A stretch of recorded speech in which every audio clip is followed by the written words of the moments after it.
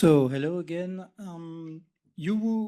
Most of you will have noticed that there is another name on the agenda that was before the last update.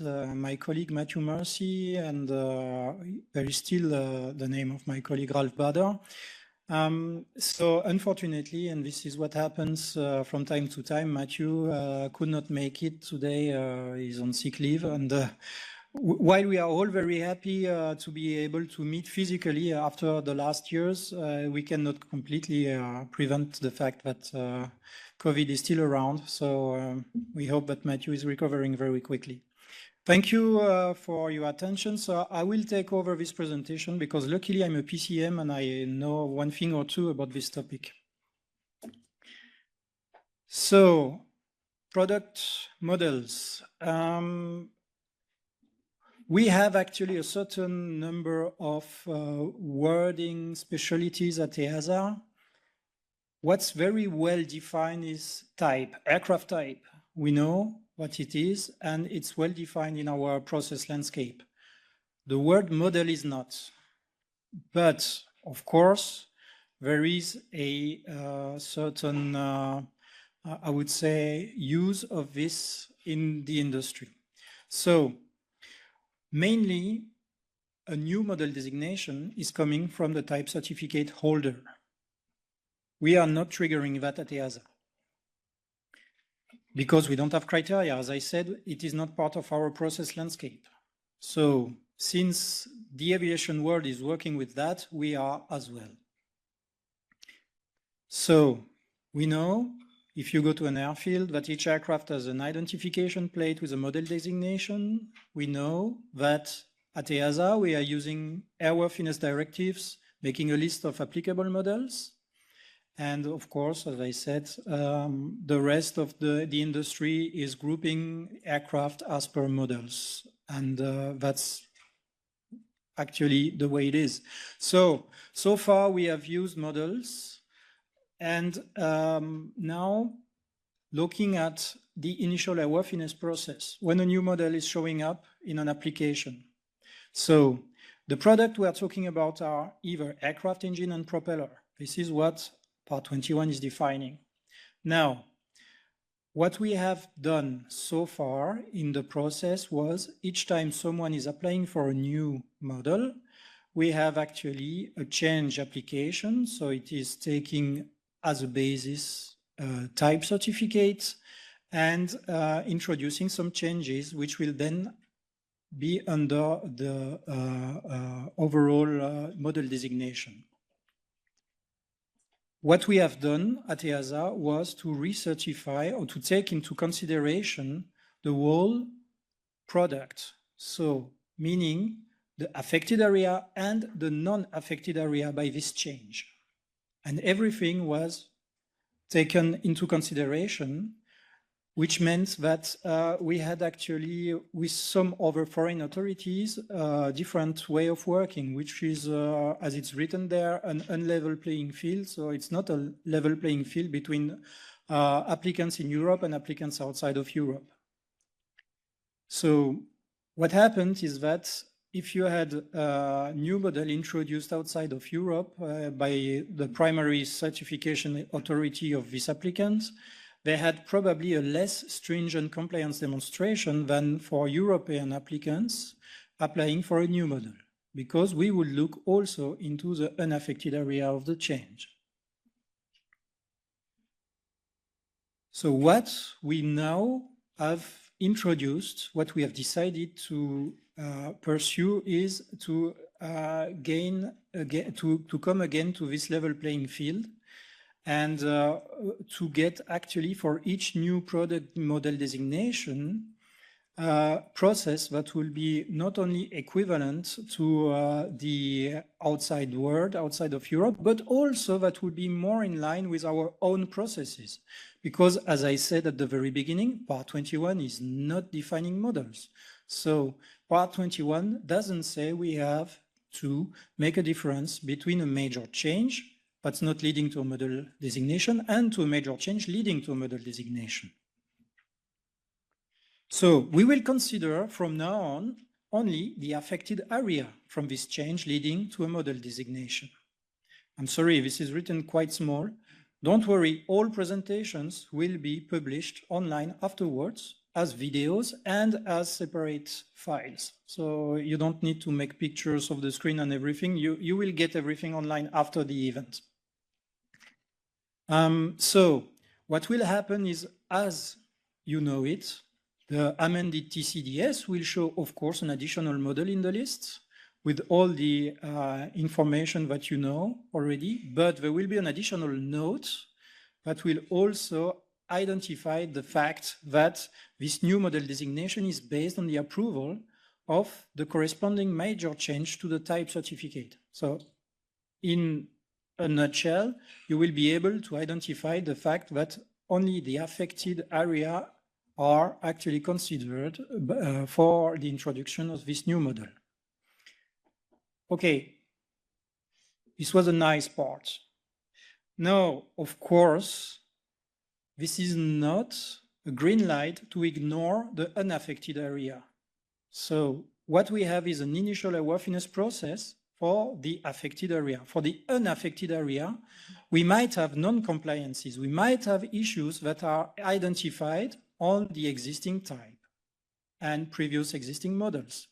So what we actually ask the applicant to do is to remain aware of this continuing airworthiness process and try, if possible, to solve the problems before introducing this new model, of course. This is not only for us. Of course, we are very much interested into solving problems and removing threat to safety, but also from an industrial perspective. This is actually always more expensive to solve problems while the aircraft are already in operation than before.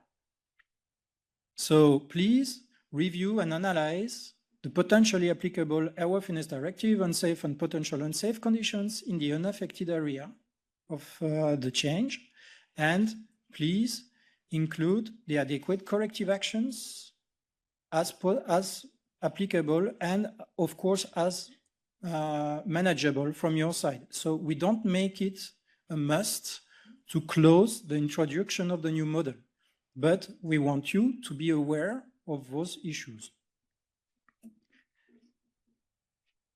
So to the extent practicable is the official wording. So you might remember I said that there will be a note in the TCDS once the model is introduced. So what is actually meant is that you could have models introduced that are not fully compliant with the applicable requirements, but of course limited to those non-affected areas.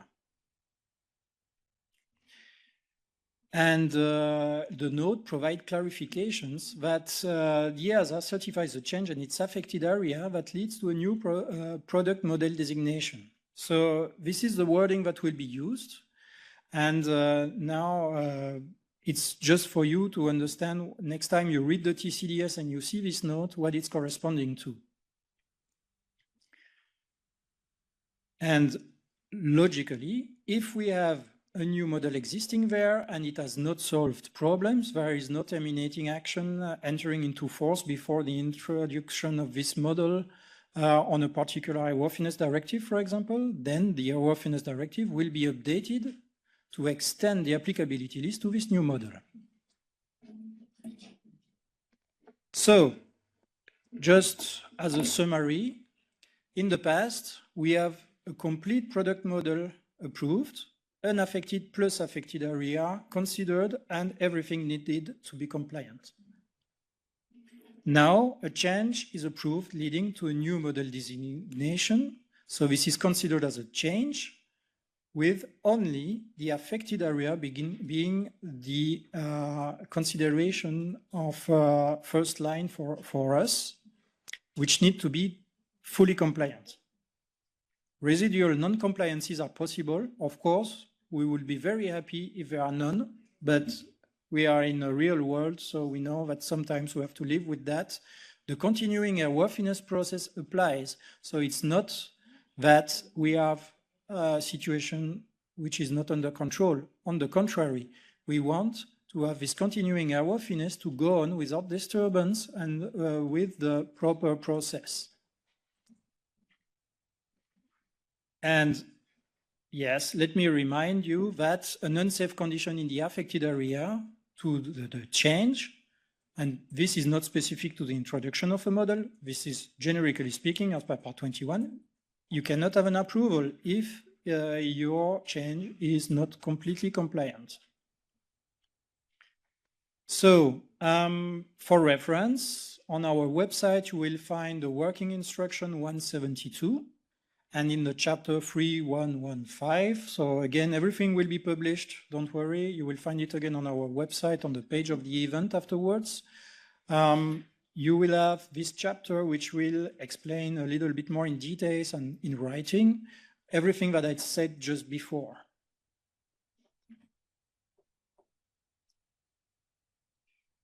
So I tried to be a little bit quick because the previous presentation was a bit longer, and I don't know if we have questions on Slido for this one.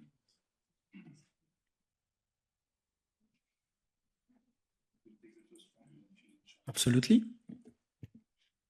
So I can take the first question on the fees and charges. So the rationale is that when we revised the fees and charge regulation a few years ago, we realized we did an analysis of the effort related to each fee category. And we noted that there was no clear correlation between the model and the amount of work. So there could be some very heavy changes which were not declared as a new model, and some light ones which were declared as a model for marketing reasons, essentially. So that's why we decided to disconnect the model approach and to make it an option for industry.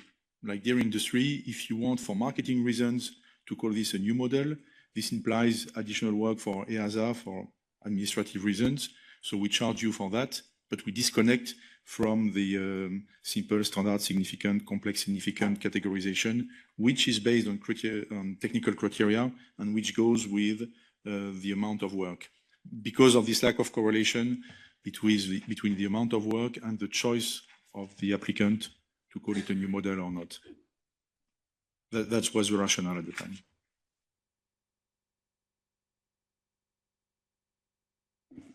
Excuse me, I have one question from Domenico Fiosa from ATR.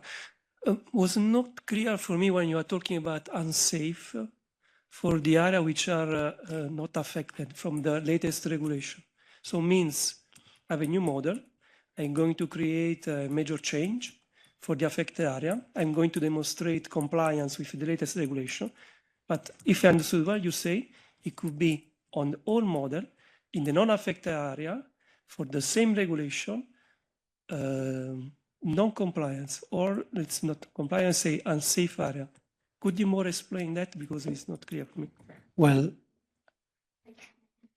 unsafe conditions are defined clearly by the fact that we have a certain number of elements which show to us that one characteristic of your aircraft or your system is not compliant, or is not compliant on the paper, so we think there is a potential unsafe condition, or there is a feedback from the field that there was an incident accident. So this is the definition of what we are talking about here. Non-compliances up to unsafe conditions which have been proven on the field. This is what is triggering the continuing airworthiness process. So whatever is in the continuing airworthiness process means that, well, we have something to solve here. This is an issue to solve. So this is captured by the continuing airworthiness process. This is identified through the applicability list to a certain number of models pertaining to an aircraft type. This is what we are talking about here. So if something is identified, in particular through an airworthiness directive, then we need to be aware if we define a new model that this is existing and this will be applicable to this new model. No, so this is an analysis that has to be done up front. Yeah? Okay, thank you. So The next question on the Slido is about how the non-TC holder DOA would identify the affected and non-affected area of the type certificate change. Those DOA always have to check with the TC holder. Okay, I think there is also one from Ian Divine, which is going in the same direction. So this has been a topic for some years already. We are trying to introduce in the TCDS the identification of the affected and non-affected area by the introduction of new models or the introduction of major changes, which are referenced on the TCDS. This is a difficult topic to implement systematically with all type certificate holders. We are working on it, we are aware of it, but we don't have a magical solution where tomorrow everything will be very clearly visible. I would say, coming back to part 21, sometimes you have to contact the TC holders if you have a particularly important and I would say a critical change to the aircraft, in which case, yeah, this question will disappear because you have to be in contact with them. This question is applicable to those cases where it's less critical and you don't absolutely need to be in contact with the TC holder. And I understand that here it's not always easy. So we have a certain number of applicable methodologies, but it's a case-by-case decision. We cannot tell you, generically speaking, reverse engineering is always okay. This is not the case. I cannot tell you, but there is a one-size-fits-all process that you can use in that case. So you can always approach us if there is a doubt, but basically, you need to have enough information in order to have a demonstration of compliance, which is complete and correct. We are working on it anyway. Just let me check. Okay. Some TCDS have variants instead of models. In that case, the slides we have seen are still applicable. Okay, so variants and models. This is for both actually the same story. Part 21 doesn't define them. So we are in the same situation. Variants, models, those are major changes to the basic type certificate. And well, whatever we call them, at the end of the day, we are actually looking at either the fees and charges regulation for which we define models, for example, and here it's okay. And that's probably, and I'm not sure here, probably the reason for the variants to exist because they are not defined in the fees and charges, but I'm not particularly knowledgeable about this one. So everything that's not defined by part 21 is a major change if it's not a model. So next question is probably the last one, and then I will go over to the next one. So we were talking about the affected and unaffected area already, so we will go to the one from Ms. Benz. What is the correlation consistency between the proposed approach on unaffected area and part 21.101 for the definition of the certification basis of the major change?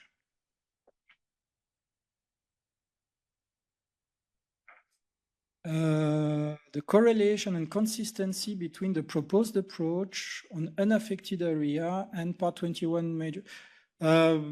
Actually, you do first the one and then the other. So meaning that you first define your affected area and then you define whether or not your change is major. So that's actually the correlation. So it's not like some area are intertwined with the classification process directly, excepted, I would say, if you're touching critical parts, for example. Critical parts, you don't do minor changes on them, that's the definition of it.